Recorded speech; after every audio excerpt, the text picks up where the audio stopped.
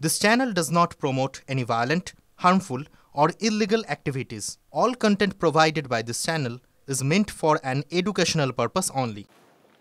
এই মুহূর্তে সরাসরি ছবি দেখাচ্ছি আপনাদের হাওড়া ছবি দেখাচ্ছি এই মুহূর্তে হাওড়ায় এসএফআই এর বিক্ষোভ ছবি দেখাচ্ছি এই মুহূর্তে সরাসরি টিভি9 বাংলায় যে ছবি দেখতে পাচ্ছেন আপনারা হাওড়ায় বিক্ষোভের ছবি দেখতে পাচ্ছেন এসএফআই এর নেতৃত্বে চলছে বিক্ষোভ সেই ছবি সরাসরি দেখতে পাচ্ছেন আপনারা এই মুহূর্তে হাওড়া এসএফআই এর নেতৃত্বে ডিএম অফিসের অভিযান সেই অভিযানে ধুন্ধুমার পরিস্থিতি তৈরি হয় এই মুহূর্তে এসএফআই কর্মী সমর্থকরা তারা রাস্তায় বসে বিক্ষোভ দেখাচ্ছেন দেখতে পাচ্ছেন সেই ছবি হাওড়ায় ডিএম অফিস অভিযান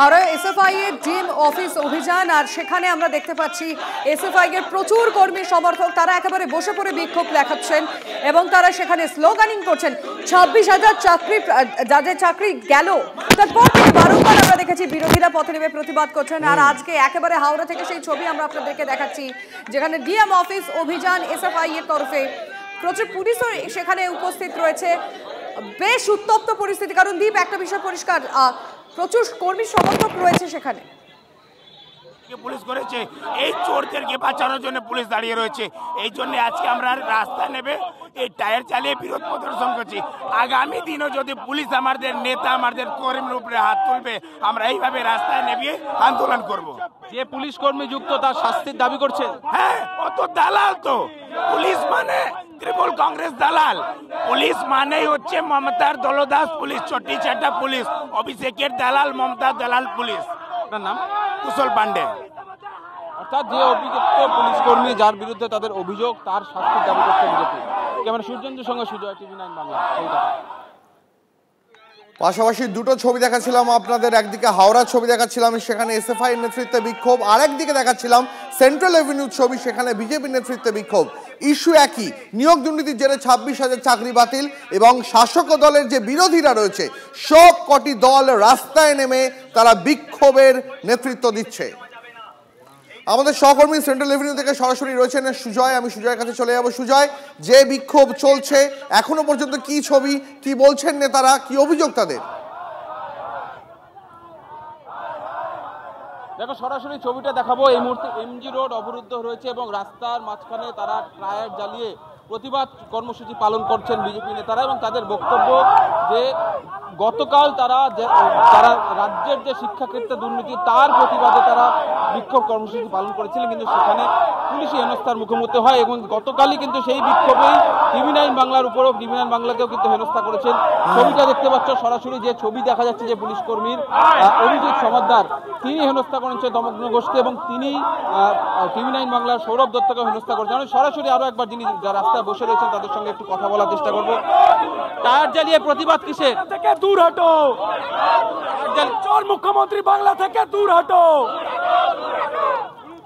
বাংলায় যত কারাপশন তার একমাত্র দায়ী ইনি একমাত্র দায়ী মুখ্যমন্ত্রী মমতা ব্যানার্জি যখন পারেন না তখন এই দলদাস পুলিশ প্রশাসনকে এগিয়ে দেয় এই অভিজিৎ সমাদার মতো লোকেরা যাদেরকে আলাদা করে স্যালারি দেয়নি তার মতো চটি চাটা পুলিশ প্রশাসনরা আমাদের সাংবাদিকদের আমাদের যুব মোর্চার কর্মীদের টেনে হিজড়ে অ্যারেস্ট করে দমগ্ন ঘোষের কলারে হাত দেয় পারবেন না আমাদের আটকাতে আমি আরো একবার এর সাথে কথা বলি কি শাস্তি দাবি করছেন কি শাস্তি দাবি করছেন ওকে অবিলম্বে গ্রেফতার করতে হবে আমাদের প্রেসিডেন্টের উপরে হাত কি করে দিল কার সাহস পেয়েছে এই চোর মুখ্যমন্ত্রীর সাহস পেয়েছে তাই জন্য আবার প্রেসিডেন্টের উপরে ওকে ইস্তিফা দিতে হবে না হলে ওকে আর আন্দোলন হবে আর আমরা রাস্তায় নেবে ওর পুতুল আন্দোলন করব ঠিক আমি একটু ছবিটা দেখাতে বলবো আমার সহকর্মী সূর্যেন্দুকে দেখতে পাচ্ছ যে এমজি রোড এই মুহূর্তে সম্পূর্ণভাবে অবরুদ্ধ এমজি রোডে তারা প্রথমে মানব শৃঙ্খল তৈরি করেন এবং তারপর রাস্তায় বসে পড়ে দুদিক থেকে টায়ার জ্বালিয়ে তাদের প্রতিবাদ কর্মসূচি পালন করা হচ্ছে অর্থাৎ বিজেপির তরফ থেকে পালন করা হচ্ছে এবং যেহেতু দমগ্ন ঘোষ উত্তর কলকাতা বিজেপির যিনি সভাপতি রয়েছেন তার উপর হেনস্থা তার প্রতিবাদে এই মুহূর্তে একদিকে মহিলারা রয়েছেন রাস্তায় বসে পড়েছেন এবং অন্যদিকে দেখা যাচ্ছে যে রাস্তার ছবিটা একটু দেখাতে বলবো আমার সহকর্মী সূর্যেন্দুকে যে দুদিক থেকে একদিকে সেন্ট্রাল এভিনিউ কার্যত অবরুদ্ধ হয়ে পড়েছে এবং অন্যদিকে এমজি রোড অর্থাৎ শিয়ালদার দিক থেকে যে গাড়িগুলি বা যে বাসগুলি হাওড়ার দিকে যায় সেই বাসগুলিও কিন্তু এখন কার্যত অবরুদ্ধ হয়ে পড়েছে, ফলে সাধারণ মানুষকে যেমন সমস্যার মুখোমুখি পড়তে হচ্ছে, তার পাশাপাশি বিজেপির তরফ থেকে কিন্তু বলা হচ্ছে যে যেহেতু তাদের পুলিশি হেনস্থার মুখোমুখি হতে হচ্ছে তাই বাধ্য একেবারে সুজয় সেই ছবি আমরা দেখতে পাচ্ছি এই মুহূর্তে সেন্ট্রাল এভিনিউ কার্যত অবরুদ্ধ রয়েছে, বিজেপি বিক্ষোভ দেখাচ্ছে এবং বিজেপির নেতাকর্মীদের সেই বিক্ষোভে দাঁড়িয়ে রয়েছে একের পর এক গাড়ি বাস, যার ফলে সমস্যায় পড়েছেন যাত্রীরাও। দেখো দীপ, একদিকে যেমন মধ্য কলকাতা কার্যত এখন স্তব্ধ বলা যায়, কোনো যানজটের কারণে কোনো গাড়ি এগোতে পারছে না। ঠিক সেইখান থেকে আমি হাওড়ার ছবিটা আমাদের দর্শকদেরকে আরও একবার দেখাবো, কারণ সেখানে বিজেপি নয়, সেখানে এসএফআই এর বিক্ষোভ চলছে, কিন্তু ইস্যু বিক্ষোভের কারণ সেটা কিন্তু একই। এখন কি অবস্থা সেখানে, কারণ দেখা যাচ্ছে রীতিমতো পুলিশের সঙ্গে ধস্তাধস্তি চলছিল। আমি আমাদের রিপোর্টার সুব্রতর কাছে জানতে চাইবো, সুব্রত কি ছবি এখন দেখতে পাচ্ছ, দর্শকদের জানাও। আগে অর্থাৎ মহাত্মা গান্ধী সেখানে কিন্তু হাওড়া কর্পোরেশনের সামনে বিচার ব্যারিকেড করা হয়েছে এবং এখানে এসএফআই কর্মী সমর্থকরা যারা এসেছিলেন আন্দোলনে তারা কিন্তু ধর্নায় বসে পড়েছেন এবং তাদের দাবি যে তারা ডিএম ম্যাডামের সঙ্গে দেখা করবেন এবং তাকে স্মারকলিপি জমা দেবেন। শিক্ষা ব্যবস্থায় যে দুর্নীতির অভিযোগ করছে এসএফআই, তারা কিন্তু তারই একটা প্রতিনিধি ডিএম ম্যাডামের হাতে ছেড়ে দিতে চাইছে। অর্থাৎ এসএসসি দুর্নীতিতে যেসব যোগ্য চাকরি প্রার্থীরা এই মুহূর্তে চাকরি হারা হয়েছেন তাদের চাকরি পাক তারা চাইছেন এবং নয়া শিক্ষানীতি অর্থাৎ বর্তমান অবস্থায় যে শিক্ষানীতি। তুমি নজর রাখো সুব্রত, আমরা ছবিটা দেখাই। আমরা বরং দীপ আরেকবার সুজয়ের কাছে চলে যাই, কারণ মধ্য কলকাতা কারণ এখন স্তব্ধ। একদিকে হাওড়া এসএফআই এর বিক্ষোভ, আরেকদিকে আমরা সেন্ট্রাল অ্যাভিনিউতে দেখতে পাচ্ছি। সুজয়, এই মুহূর্তে কি চলছে? কিন্তু মানুষজন তো, যারা সাধারণ মানুষ তারা তো এগোতে পারছেন না। একেবারে আমি ছবিটা দেখাবো যে ঠিক এই দিকে যে রাস্তাটি যাচ্ছে এমজি রোড, এই রাস্তাটি কিন্তু হাওড়ার দিকে যাওয়ার। এমজি রোড এই মুহূর্তে অবরুদ্ধ, দেখতে পাচ্ছ টায়ার জ্বালিয়ে প্রতিবাদ কর্মসূচি পালন করা হচ্ছে। আমি ছবিটা সরাসরি দেখাতে বলবো আমার সহকর্মী সূর্যন দিকে, এবং অন্যদিকে সেন্ট্রাল এভিনিউর ছবিটাও একটু দেখাতে বলবো। সেন্ট্রাল এভিনিউ কিন্তু বন্ধ রয়েছে।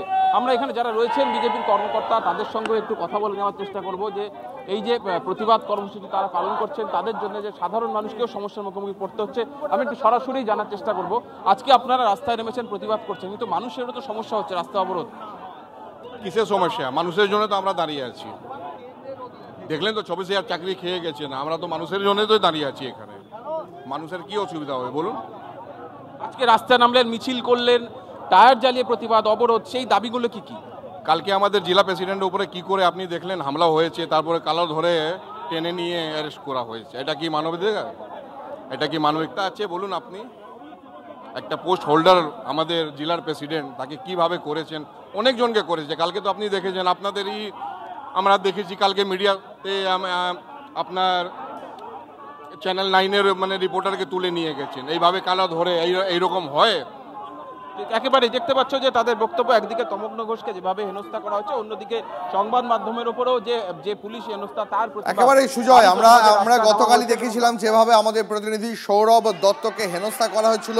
পুলিশের যেভাবে তাকে প্রশ্ন করার অপরাধে, কোট অ্যান্ড কোট প্রশ্ন করার অপরাধে পুলিশ তাকে রীতিমতন কলার ধরে টানা হেঁচড়া করে, সেই ছবি আমরা গতকাল দেখিয়েছিলাম। আর আজ রাজ্য জুড়ে তারই কিন্তু প্রতিবাদ জারি হয়ে গেছে। ইতিমধ্যে আপনারা দেখতে পাচ্ছেন সেই ছবি, একদিকে অভিযুক্ত পুলিশ কর্মী তার ছবি, একদিকে আমাদের প্রতিনিধি সৌরভ দত্ত তার ছবি। এই নিয়ে এই মুহূর্তে তাদের ছবি হাতে নিয়ে রাস্তায় মিছিলে বেরিয়েছেন শহরের বিশিষ্ট মানুষেরা, সেই ছবি দেখতে পাচ্ছেন আপনারা। সেন্ট্রাল অ্যাভিনিউ থেকে এবার হাওড়া ছবিটা ফিরে যেতে চাইবো দীপ, কারণ সেখানেও কিন্তু বিক্ষোভ চলছে, তবে বিজেপি নয়, তা এসএফআই এর বিক্ষোভ, কিন্তু কারণ এক্ষেত্রে নজর রয়েছে আমাদের। একবার বাংলায় বলছি, এসডিও ম্যাডামকেই দেবো, কিন্তু সবাই যদি ডিএম ম্যাডামকে দিতে হয় তাহলে আমরা 5 জন যাব। আপনারা যদি বলেন 3 জন, 3 জনই যাব। 5 জন যেতে পারবেন কেন? ডিএম অফিস ওখানে আপনাদের 5 জনের শর্ত আমরা মানছি, আমাদের শর্ত আপনারা মানেন। আমরা আজ থেকে 2 মাস আগে ঘোষণা করি। ডিএম তো এই ডিএম করে কাজ থেকে আমরা আমাদের ডিএম এটাও কাজ, ডিএম এটাও কাজ, ডিএম এর কাজ না, ডিএম এর কাজটা কি আপনি বলে দিন। 1 বছরে একবারও ডিএম এর ডেপুটেশন আর কে নেই, ডিএম এর কাজ কি বলবেন? কেন মেরে জেলায় 280 টাকা বলবো আমরা ডেপুটেশন কি আমরা মিথ্যা কথা বলছি? বলিনি তাহলে সেটার উত্তর কে দেবে? এসডিও ম্যাডাম কি করে দিতে পারে? আপনি এই দুটো ছবি তো আমরা অবশ্যই আপনাদেরকে দেখাবো, কিন্তু তার মাঝে আমরা অবশ্যই শুভেন্দু অধিকারী পোস্টে নজর রাখবো। ছবি তুলতে বাধা, প্রশ্ন শুনে TV9 বাংলার প্রতিনিধির কলার ধরল পুলিশ। ঘটনার প্রতিবাদে সোশ্যাল মিডিয়ায় গর্জে উঠলেন বিরোধী দলনেতা। প্রতিকূলতা সত্ত্বেও মানুষের কাছে খবর পৌঁছচ্ছে TV9 বাংলা। পুলিশের আচরণে তীব্র নিন্দা শুভেন্দু অধিকারীর। গতকাল TV9 বাংলার প্রতিনিধি সৌরভ দত্তের কলার চেপে ধরে পুলিশ। সঠিক তথ্য তুলে ধরতে প্রশ্ন করা কি অপরাধ? পোস্ট করেছেন শুভেন্দু অধিকারী। গতকালে আমরা অবশ্যই সেই পোস্ট আপনাদেরকে দেখাচ্ছি। TV9 বাংলার প্রতিনিধি সৌরভ দত্তের কলার ধরা হয়েছে এবং শুভেন্দু অধিকারী পোস্টে লিখেছেন, গর্জে উঠলেন এবং লিখেছেন, প্রতিকূলতা সত্ত্বেও মানুষের কাছে খবর পৌঁছচ্ছে TV9 বাংলা।